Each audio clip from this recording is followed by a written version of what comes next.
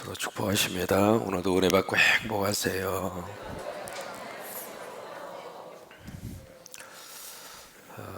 오늘 예레미야 46장은 이제 51장까지 전체 이스라엘을 중심으로 한 유다죠. 이스라엘을 중심으로 한 주변 나라들에 대한 하나님의 심판 예언입니다. 전부 다 해서 9개의 주변 나라가 등장을 하는데 가장 먼저 나오는 나라가 애굽입니다. 그래서 이 나라와의 관계 속에서 두 가지의 사건을 언급을 하는데, 첫째는 바로 여기에 유프라데스 이쪽 근처에 있었던 갈그미스에서의 전투를 먼저 말씀을 하시게 되는 거죠. 그 갈그미스까지는 여기 이제 해안가를 따라서 엄청나게 먼 거리입니다.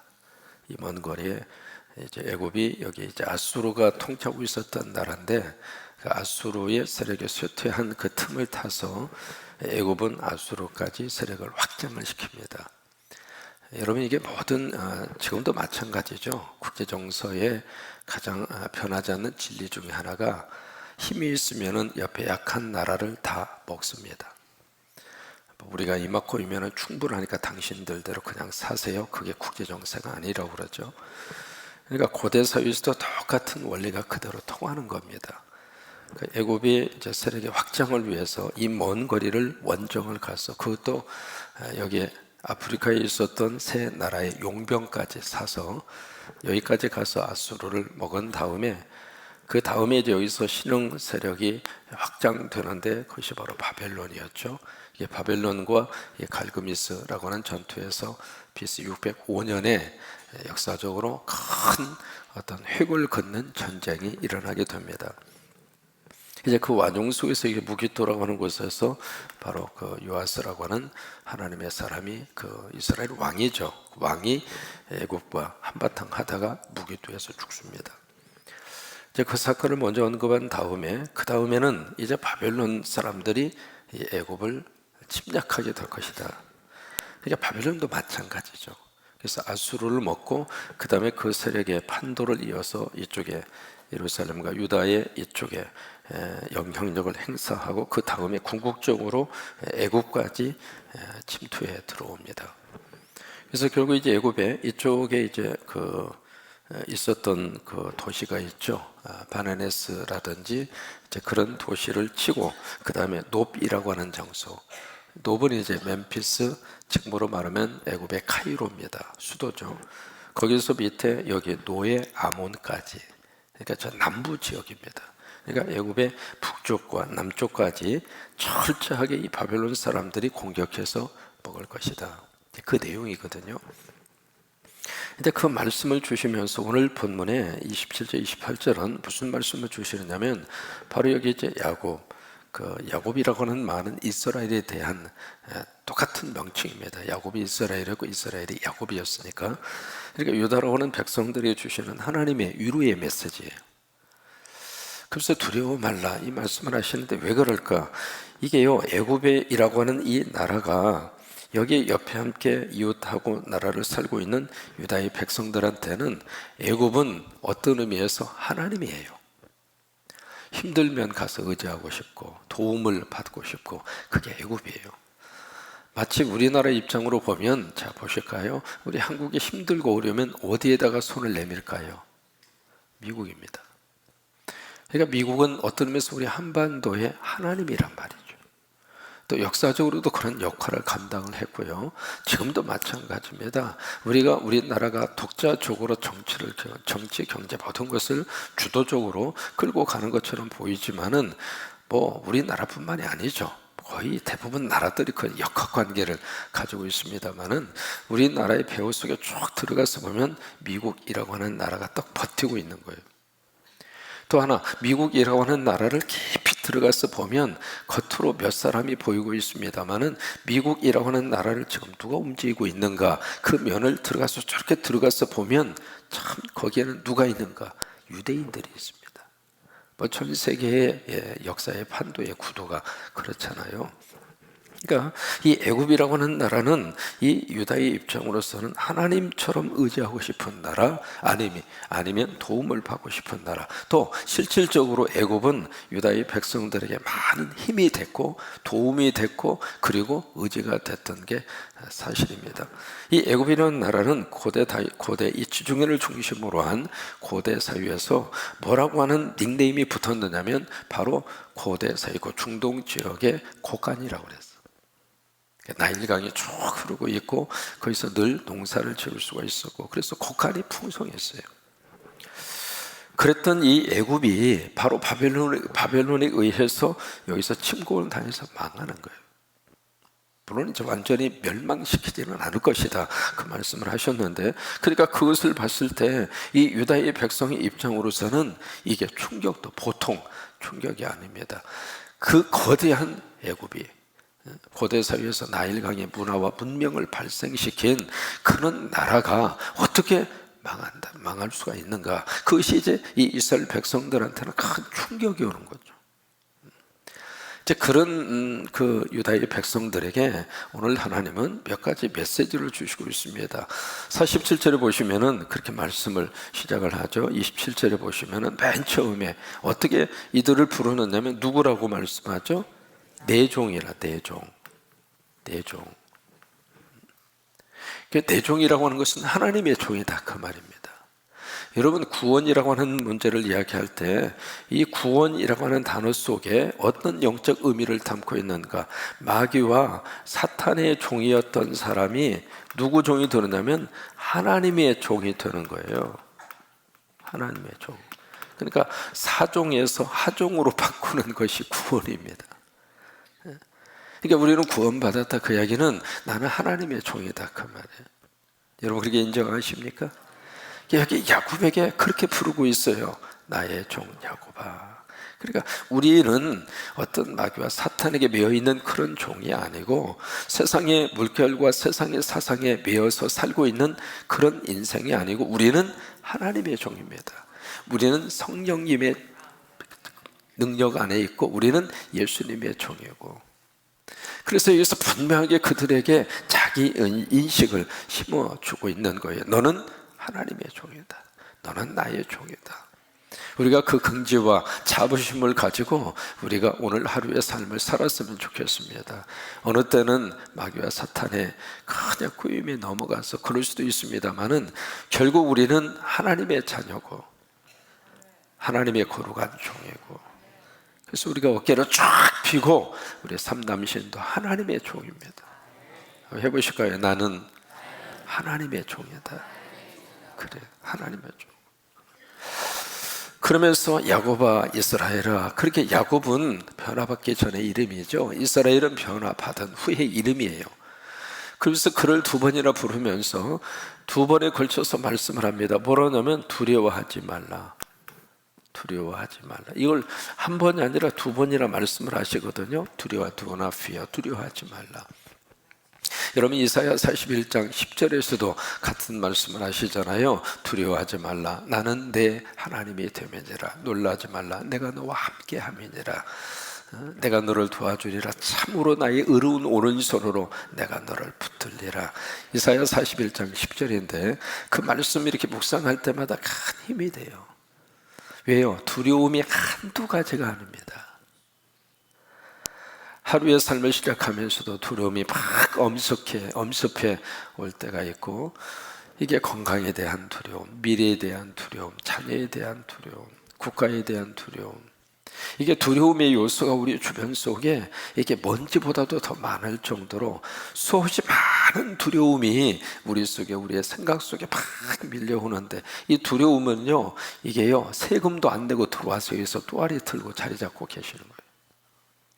이 두려움은 초청도 안 했는데 갑자기 확 하고 밀려옵니다. 이게요, 이 두려움이 거대하게 확 밀려오면 나도 모르게 거기에 휩싸이기 시작하면 이게 우울증의 시초가 되는 거예요. 그렇게 두려움 속에서 살고 있는 우리들에게 하나님이 때마다 시간마다 계속 말씀을 주시는 그 말씀의 메시지가 두려워하지 말라. 두려워하지 말라. 이게 번번원트 목사님이 쭉 헤아려 보니까 366번 나온다고 그럽니다. 성경 안에서. 무슨 얘기냐면 매일 한 번마다 하루하루 시작할 때마다 하나님이 그 말씀을 하시는 거예요. 두려워하지 말라. 건강 때문에 두려워하지 말고, 미래 때문에 두려워하지 말고, 자녀 때문에 두려워하지 말고, 어떤 불확실한 그런 것 때문에 두려워하지 말고. 왜요? 여기 하나님의 거룩한 약속이거든요. 두려워하지 말라, 두려워하지 말라. 그 근거가 있습니다. 내가 너와 함께 함이니라.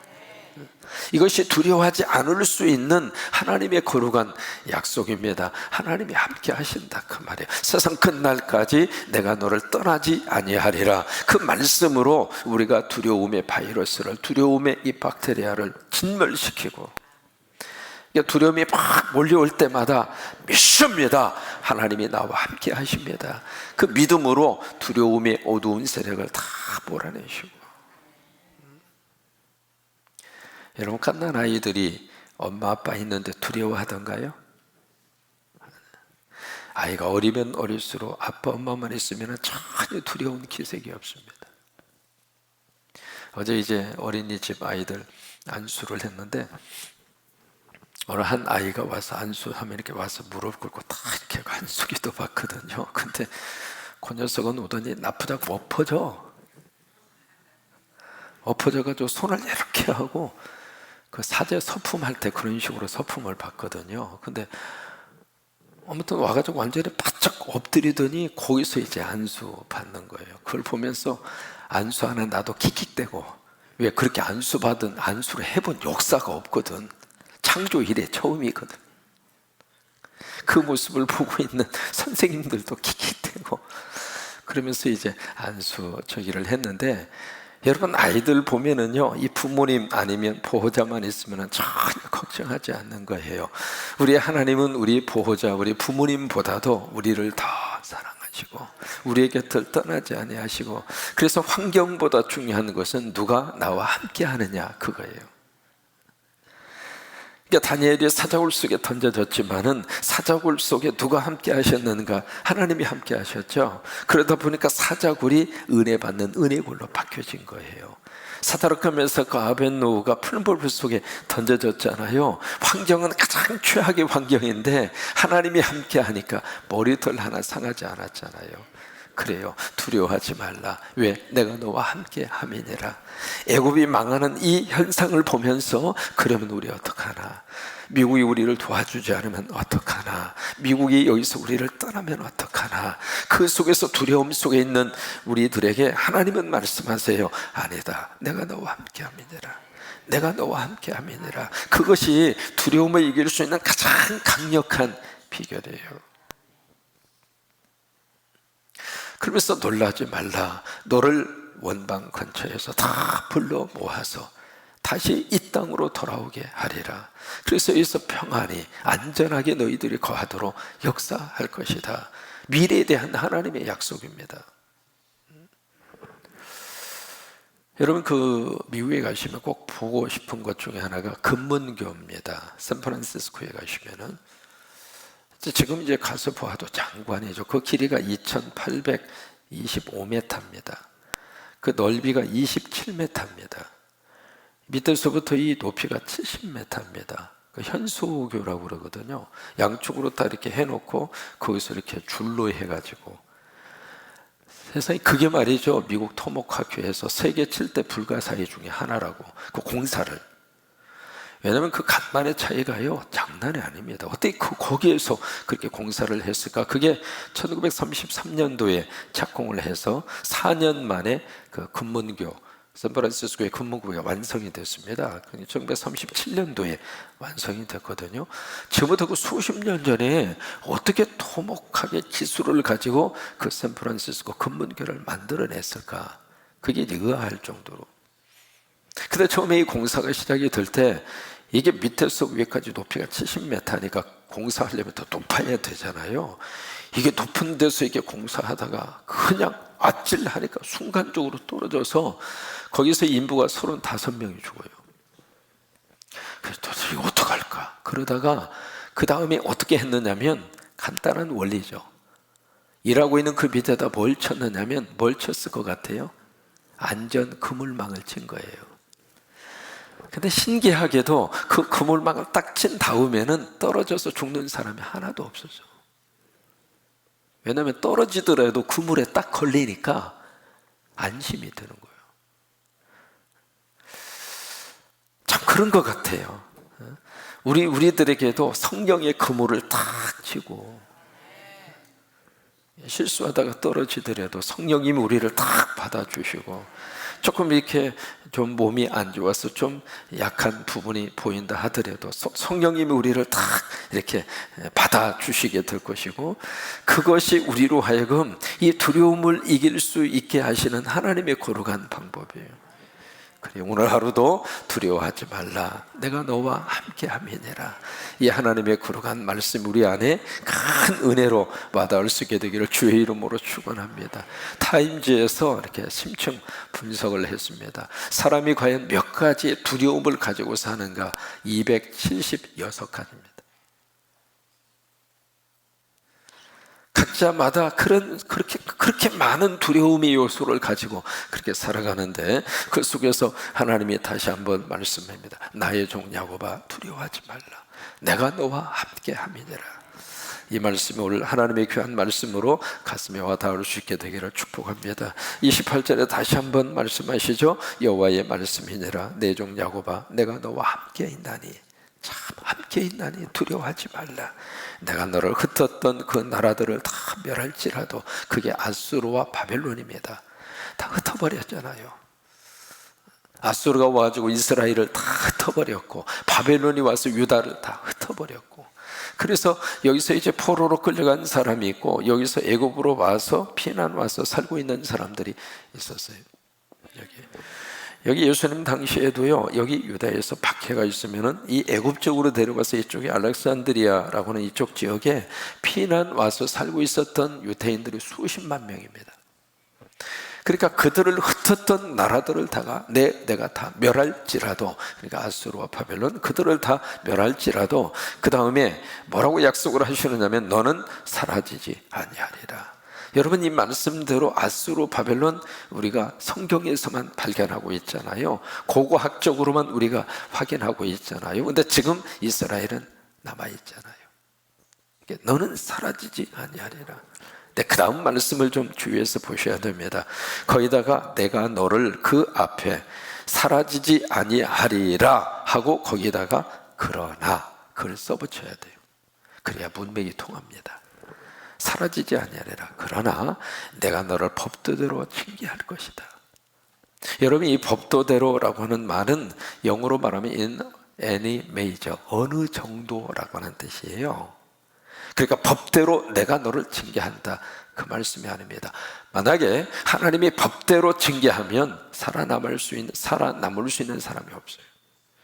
이게 법도대로 하는 것은 어느 정도, 또 다른 말 proper라고 하는 단어를 씁니다. 적당하게, 그 말이에요. 어느 정도 내가 너희들을 징계할 것이다. 왜냐하면 결코 무죄한 자로 여기지 아니하리라. 아무 죄가 없는 것처럼 그렇게 만들지는 않을 것이다. 여러분, 그 말씀대로 이들이 포로로 끌려가서 몇 년 동안 포로 생활을 하느냐면 70년 동안 포로 생활합니다. 이것이 그들이 지은 죄에 대한 하나님의 책망이에요. 70년 포로할 것이다. 여러분, 하나님의 사랑은 무조건적인 사랑이 아닙니다. 뭐 그냥 별 저기를 하더라도 옹야옹야하고 아무 일이 없는 것처럼 그냥 다 덮어버리고 그런 하나님이 아니십니다. 하나님은 우리를 사랑하되 한국의 부모님처럼 사랑하지 않습니다. 지금 우리 한국 부모님들은 자식들을 위해서 어느 정도 하고 있느냐면, 세상 우리 학생들의 대학에 입학하잖아요. 입학을 하면 수강 신청을 하는데, 수강 신청을 누가 해주는가? 엄마들이 와서 해준다는 거예요. 와, 세상에 사랑을 해도 이렇게까지 사랑할 수 있습니까? 그리고 앞으로 장가도 엄마가 대신 장가 가줘야 돼. 자식들 혼자서 할 수 있도록 기회를 안 준다고 하는 거예요. 군대 가는 것도요, 이게 군대가 있으면 엄마들이 얼마나 이 군대, 세상에, 군대가 있는 자식들을 위해서 엄마들이 치맛바람이 그렇게 여러분, 하나님은 그렇게 우리 사랑하지 않습니다. 냉정하게 사랑하십니다. 여러분, 그렇지 않으면 이 험한 세상에서 살아갈 수가 없습니다. 좀 더 독하게, 좀 더 우리 자녀들도 스스로가 할 수 있도록 넘어지면 좀 내버려 두고, 울면 울다가 스스로 고칠 수 있도록 좀 참아주고, 넘어져서 무릎이 좀 깨졌으면 좀 깨지는 것도 그래, 깨졌다가 낫는 것이다 그러면서 그 좀 그런 마음으로 우리가 자식들을 대하고 사랑해야 할 필요가 있는데, 너무 과해요. 과한 거예요. 나중에 우리가 떠난 다음에 어떡할 겁니까? 그러니까 하나님은 우리를 그렇게 대하지 않으세요.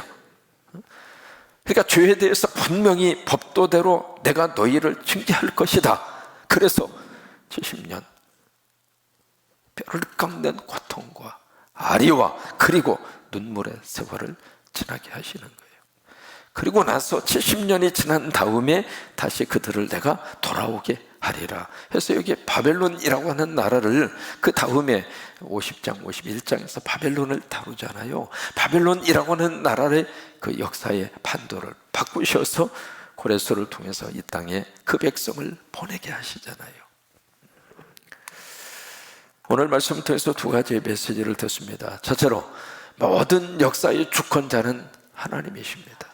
그 하나님이 나의 아버지가 되시고, 그래서 우리가 두려움 많은 세상에서 두려움을 이기고 사는 거예요. 두 번째, 하나님의 사랑에는 공의가 반드시 함께 따라옵니다. 무조건적으로 하나님이 덮으시고 그렇게 우리를 사랑하시는 것이 아니라, 사랑이라고 하는 속에 꼭 의가 들어가야 사랑인 겁니다. 의가 없는 사랑은 사랑이 아닙니다. 어떤 면에서 나의 욕심일 뿐입니다. 우리들에게도 이게 반드시 필요합니다. 자식 귀하지 않는 부모 어디가 있습니까?